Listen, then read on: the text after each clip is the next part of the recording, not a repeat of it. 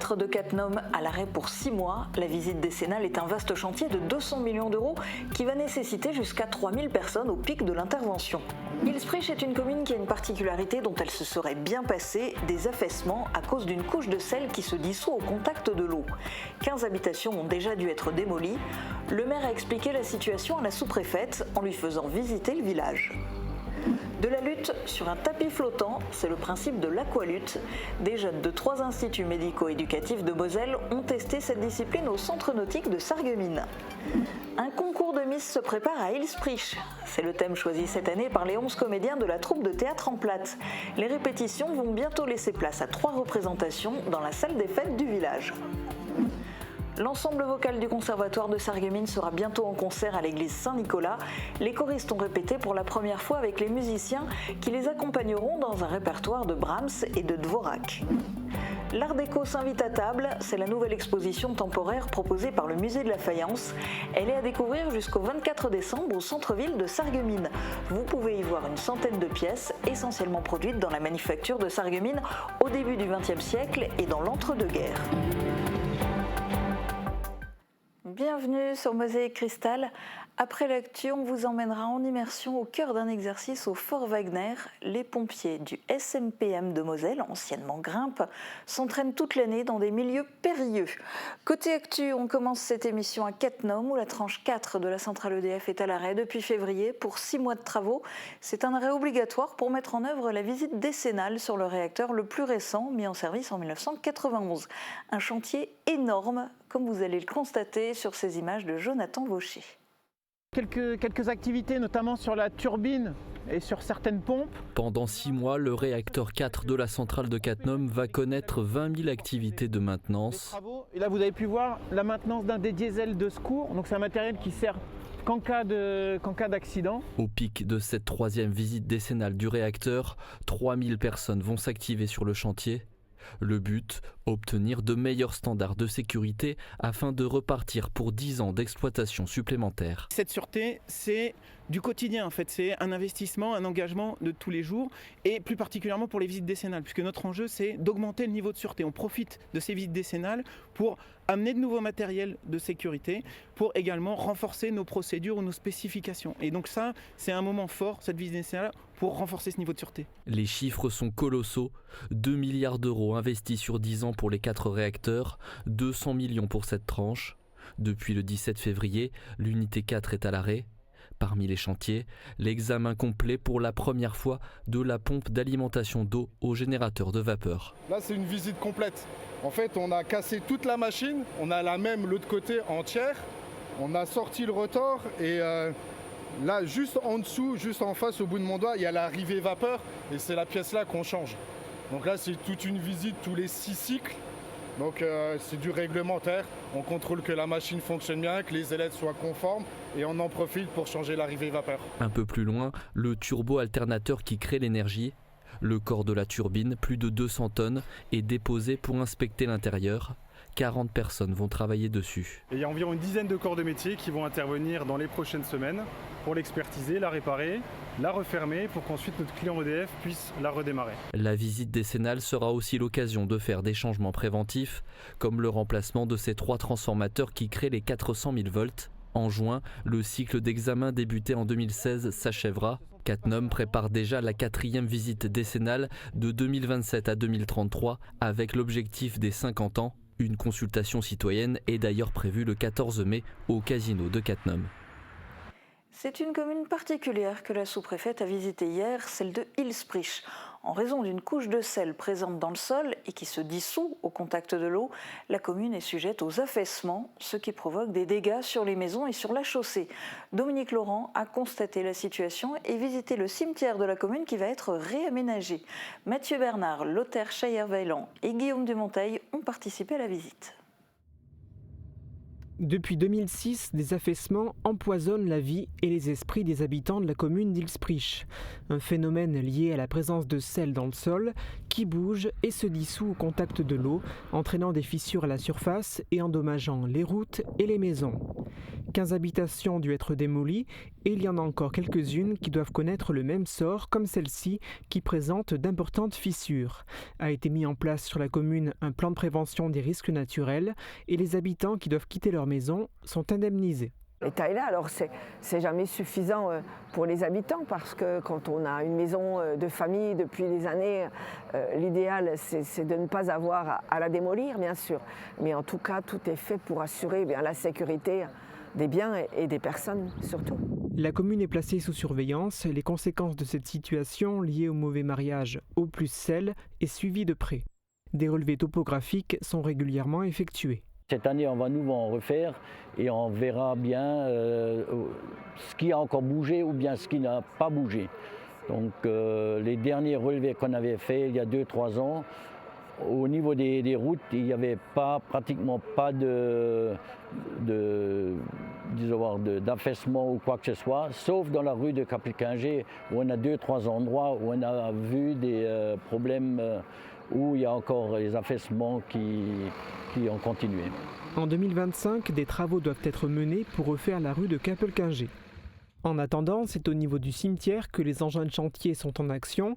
Les travaux ont débuté à l'automne et ils doivent se terminer en juin. Les allées centrales et latérales doivent être refaites. Un ossuaire va être créé, ainsi qu'un columbarium, des cavurnes, un jardin du souvenir et un petit monument au fond du cimetière.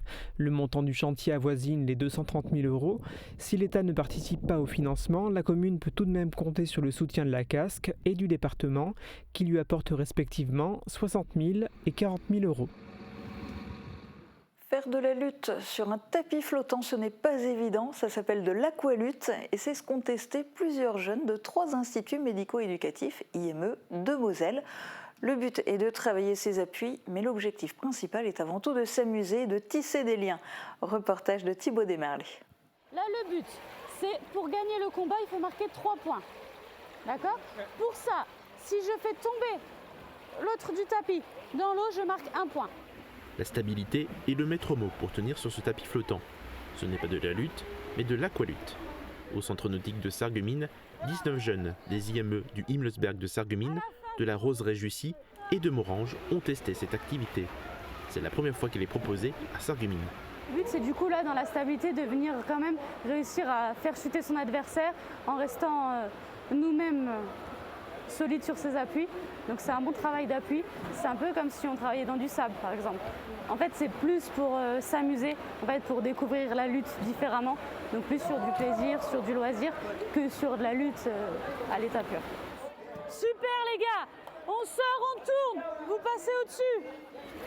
L'aqualutte faisait partie d'un ensemble d'ateliers. Il y avait la nage libre d'un côté et des exercices de renforcement musculaire au-dessus des gradins. L'IME de Sarreguemines est en partenariat avec le club de lutte de la ville. L'aqualutte permet de sortir du cadre classique de ce sport de combat. Ça permet aux jeunes de gagner confiance en eux. Il y a aussi le côté acceptation de son corps, acceptation aussi de l'autre, puisque c'est un sport, ça reste un sport de contact, donc il faut avoir envie d'aller au contact d'une autre personne qu'on ne connaît pas forcément. Il y a le dépassement de soi qui rentre là-dedans. Donc c'est plein de choses comme ça où c'est super bénéfique pour nos jeunes. Cette activité sera potentiellement renouvelée une fois chaque année et rejoindra la liste des autres sports adaptés consacrés sur une journée. Pas de tapis flottant, mais un retour sur les planches pour la troupe de théâtre de Hilsprich. 11 comédiens déjantés vont présenter ces prochains jours une comédie en 3 actes sur une même scène, la salle des fêtes de Hilsprich. Tous ces comédiens ont un point commun, l'amour pour le plâtre. Les répétitions vont bon train, comme l'a constaté notre reporter Camille Henriot.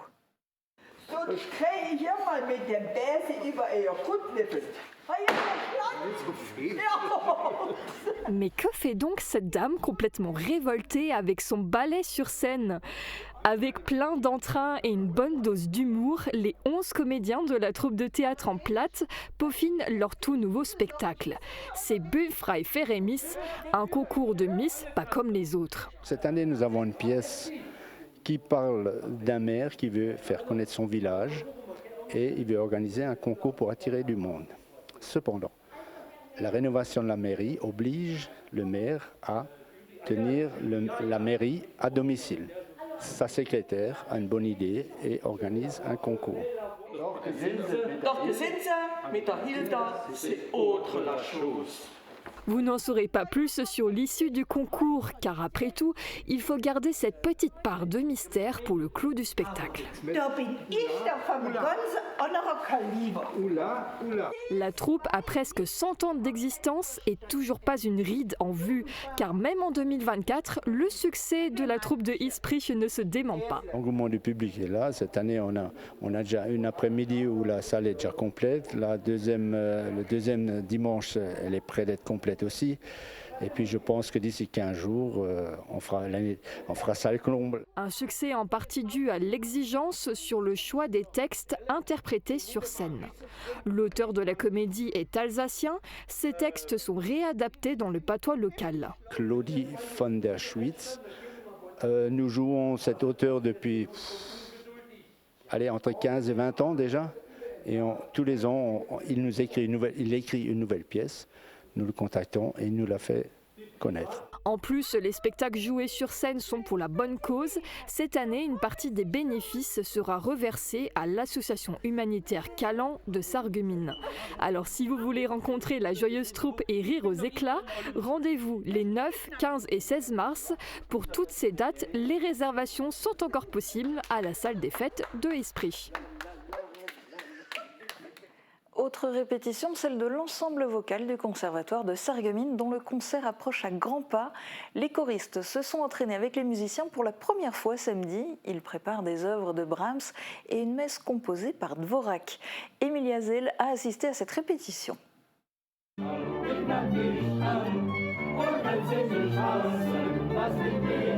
L'ensemble vocal du Conservatoire de Sarreguemines s'entraîne pour son concert du 16 mars à l'église Saint-Nicolas de Sarreguemines. Le public pourra assister à un spectacle symphonique.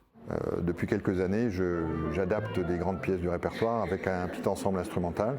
Et ça nous permet de faire des pièces du grand répertoire. Donc cette année, ce qui attend le public, c'est les Zigeunerlieder de Brahms, qui est à l'origine une version pour chant et piano que j'ai adaptée pour formation instrumentale, et donc la messe en ré de Dvorak. L'ensemble est composé de chœurs, mais aussi d'instruments de musique.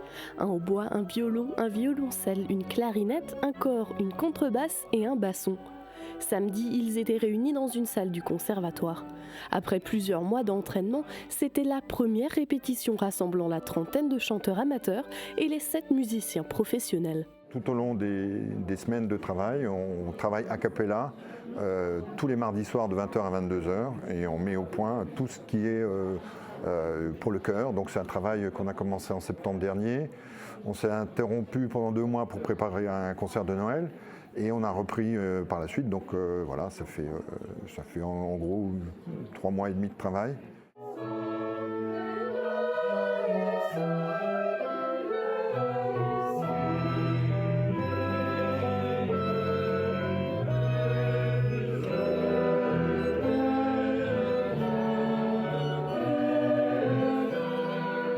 Pour les musiciens et les chœurs, chacun sa façon de répéter. Bon, déjà, on le fait en 3 phases en général. Je bosse tout seul, je regarde les passages compliqués, je l'écoute une fois, histoire de voir un petit peu les tempi. Ensuite, on bosse entre musiciens et ensuite se rajoute le chœur. Et à chaque fois, tu découvres des trucs. Des fois, tu as l'impression que tu es super soliste sur un passage et en fait, pas du tout. Alors, comment je répète? Alors, soit accompagné avec un enregistrement, on nous donne des enregistrements de travail, ou tout simplement avec mon piano, note après note, pour effectivement mémoriser cette voix que j'ai à chanter. Certains ressentent déjà un petit peu le bon stress du concert. Les productions des faïenceries de Sarreguemines n'ont pas fini de dévoiler leur richesse. Jusqu'au 24 décembre, une nouvelle exposition s'est installée au musée de la faïence. Cette fois-ci, ce sont la période de l'entre-deux-guerres et le début du XXe siècle qui sont mis en avant. L'art déco est à l'honneur avec plus d'une centaine de pièces exposées. Thibaut Desmerlet est allé y faire un tour. Et il n'y a pas un style art déco. Souvent, quand on pense à ça, on voit des choses géométriques, on voit des lignes droites et on se dit, ça c'est, voilà, s'il y a des triangles, s'il y a des rectangles, s'il y a des lignes droites, c'est l'art déco. En fait, vous allez voir tout au long de cette visite que c'est quelque chose de beaucoup plus diversifié. L'art déco s'invite à table est la nouvelle exposition au musée de la faïence à Sarreguemines. Elle présente une collection de 154 pièces de service de table ou encore de service à café. 2 périodes de l'histoire sont représentées, les années 1900-1910 pour montrer les influences germaniques et la période de l'entre-deux-guerres qui a vu naître de nouvelles productions de nouvelles méthodes commerciales et des nouvelles mœurs. Elle est intéressante à étudier par rapport à la fabrication puisqu'on a une évolution du style. On sort de l'art nouveau où on a des lignes très ondoyantes, une surcharge ornementale. Là, l'art déco, on va partir sur quelque chose de beaucoup plus épuré. On va s'attarder sur les formes et surtout, on va considérer qu'un objet doit être utile. Ce voyage dans le temps n'a pas été pensé que pour les adultes. Les enfants peuvent aussi découvrir l'art déco à leur rythme. On a des niches, des totems, on a des jeux, on a vraiment voulu jouer avec les codes de l'art déco pour sensibiliser les plus jeunes. Donc ils vont pouvoir manipuler, ils vont pouvoir tester plein de choses. Et en parallèle de ce parcours pédagogique, on a aussi plein d'activités le dimanche, le vendredi. 95% des pièces proviennent de la manufacture de Sarreguemines. Il y a quelques emprunts à des particuliers et à d'autres musées français, notamment des créations de Marcel Goupy, Jean Luce et Suzanne Lalique qui ont inspiré les faïenciers sarregueminois. L'exposition sera en place jusqu'au 24 décembre. Et puisqu'on parle du musée de la faïence, c'est par là qu'on va commencer les idées de sortie pour ce week-end. Vous n'avez jamais rêvé de pousser la porte d'un musée après sa fermeture ? Vendredi, à partir de 19h, le musée de la faïence vous accueille exceptionnellement pour une nocturne pleine de surprises. C'est une programmation spéciale pour les enfants et c'est gratuit. Week-end animé au Domino's Bar de Lemberg. Samedi à 20h, une causerie musicale vous fera traverser les États-Unis du blues du Mississippi au festival de Woodstock des années 20 aux années 60. Une histoire illustrée par une douzaine de chansons interprétées en live. Et puis dimanche après-midi, toujours au Domino's Bar, vous pourrez profiter du vide dressing pour chiner des pépites à petit prix dans une ambiance conviviale et avec en prime un concert à partir de 17h. Les enfants sont en vacances, projection spéciale pour eux ce vendredi à 15h à l'espace culturel de Putelange avec le film Disney Achat et la bonne étoile. L'histoire se passe dans un royaume fantastique où tous les souhaits peuvent s'exaucer. Samedi, le club ado de Putelange organise un après-midi pop culture à l'espace culturel. À 15h, projection du film Le Garçon et le Héron, puis de nombreuses activités seront proposées aux jeunes de 17h à 18h30.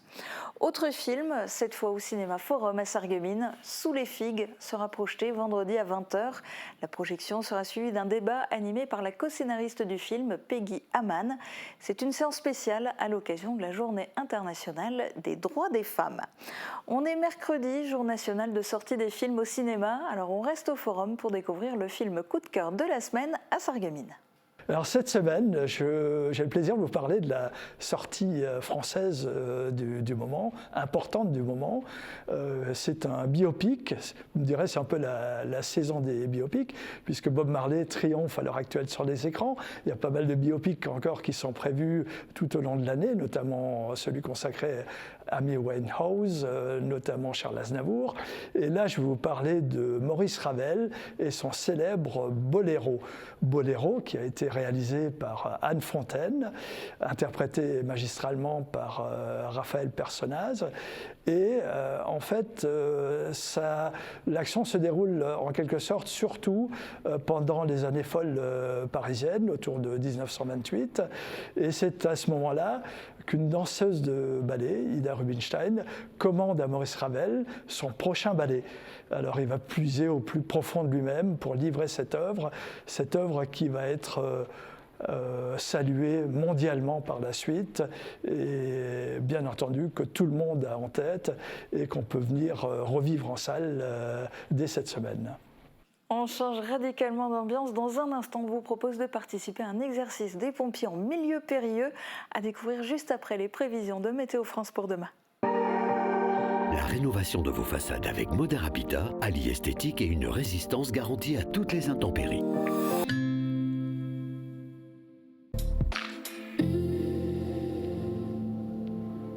Bonjour tout le monde, le beau temps est de retour et il va rester encore jusqu'à la fin de la semaine et ça fait plaisir.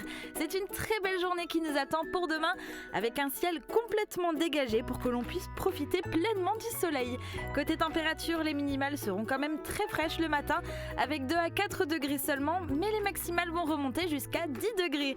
Demain nous fêtons les félicités et il fera jour de 7h à 18h24. Passez tous encore une très belle journée et à demain.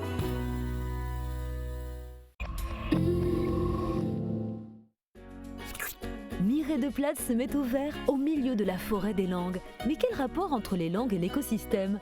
Nous vous invitons à le découvrir tout au long de l'année à Sarreguemines avec de nombreux rendez-vous autour de la langue francique.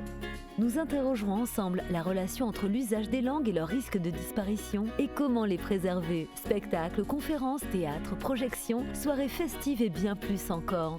Le Plate à Sarreguemines se vit au quotidien. Programme complet sur sarreguemines.fr/plate. Je pense que j'aurais besoin d'appareils auditifs, mais c'est sûrement trop cher et ça n'entrera pas dans mon budget. Un problème d'audition n'est pas à prendre à la légère. Il doit être traité au plus vite. Grâce au dispositif 100% santé, vos aides auditives sont prises en charge par la sécurité sociale et votre mutuelle. Vous n'aurez donc pas à vous soucier du prix des appareils.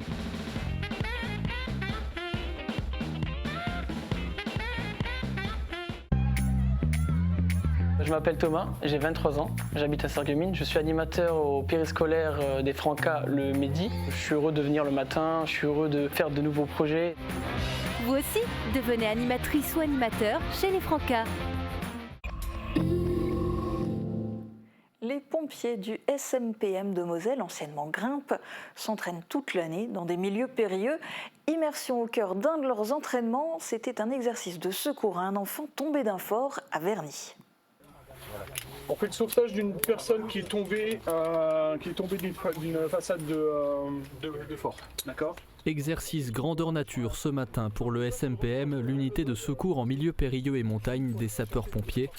Le scénario s'inspire d'interventions complexes, notamment dans les forts de la région. Le but de l'exercice, c'est qu'on est de plus en plus confronté avec des gamins qui font de l'urbex et qui nous amènent à faire des chutes dans des milieux qui sont un petit peu exigus, comme là on va faire sur la manœuvre. Récupération d'une victime dans les ronces, évacuation sur une civière et descente en tyrolienne 20 mètres plus bas avec des techniques d'intervention en montagne. Les dérivations ici et le point fixe on le mettra sur l'arbre là en partie basse. Ok, c'est bon? C'est bon pour tout le monde? S'il faut tourner les cordes, vous tournez les cordes les gars. Comme ça. Là ils sont en train de s'installer pour avoir une aide au brancardage en fait. C'est-à-dire que si jamais la barquette viendrait à se coincer contre une branche, qu'ils puissent le soulager en fait, tout simplement. Okay. Après des entraînements dans d'autres forts mosellans, le SMPM a révisé ses techniques au fort Wagner de Verny.